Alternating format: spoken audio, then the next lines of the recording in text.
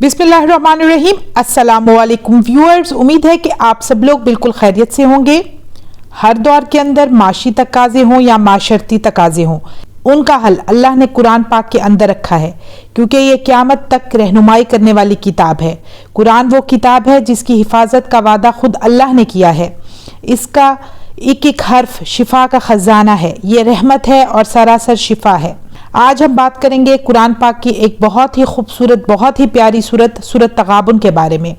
सूरत तगाबुन के हैरान कुन करिश्मात हैं। अगर आपको कोई ऐसी परेशानी हो जहाँ से आपको निकलने का रास्ता ना नज़र आता हो, आपको उन हालात में कुछ समझ ना आती हो, आपको ऐसा लगे कि हर चीज़ आपके मुखालिफ है और आप एक ऐसी बंद गली में दाखिल हो गए हैं जहाँ से निकलने का कोई रास्ता नहीं है, कोई बंदा आपका साथ नहीं दे रहा, रिश्तेदार आपका साथ नहीं दे रहे।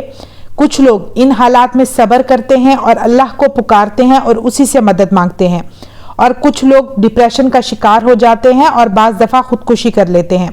लेकिन ऐसे हालात में ये बात याद रखिएगा कि हर तकलीफ़ अल्लाह की तरफ से है, तो हमें इन हालात में भी अल्लाह ही की तरफ रुजू करके उसी से मदद मांगनी चाहिए।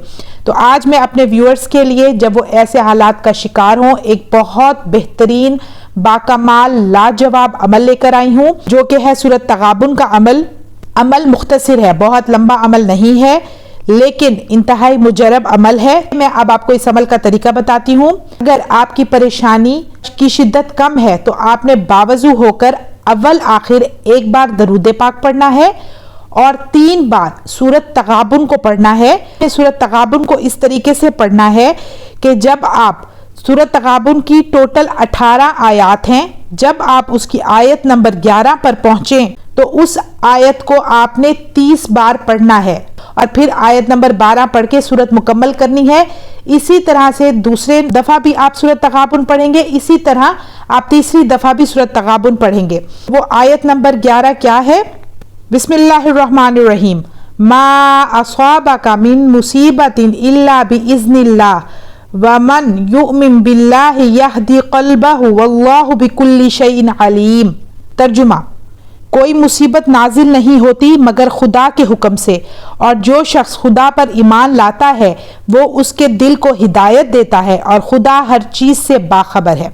अगर आपकी परेशानी की शिद्दत ज़्यादा हो तो आपने इसी अमल को 5 दफ़ा करना है, यानी कि अव्वल आखिर 3 बार दरूद पाक पढ़ेंगे, दरमियान में 5 बार सूरत तगाबुन पढ़ेंगे और जब आयत नंबर 11 पर पहुंचेंगे तो उसको 50 दफ़ा पढ़ेंगे।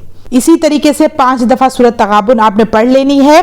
चंद दिन के अमल से ही इंशाअल्लाह आपकी मुसीबत जितनी बड़ी क्यों ना हो, परेशानी जितनी बड़ी क्यों ना हो, इंशाअल्लाह अल्लाह पाक की मदद से वो परेशानी बिल्कुल ख़त्म हो जाएगी। तो व्यूअर्स, मुझे दीजिए इजाज़त। इंशाअल्लाह मैं फिर हाजिर होंगी। अपना ढेर सारा ख्याल रखिएगा, दुआ में याद रखिएगा। अल्लाह हाफिज़।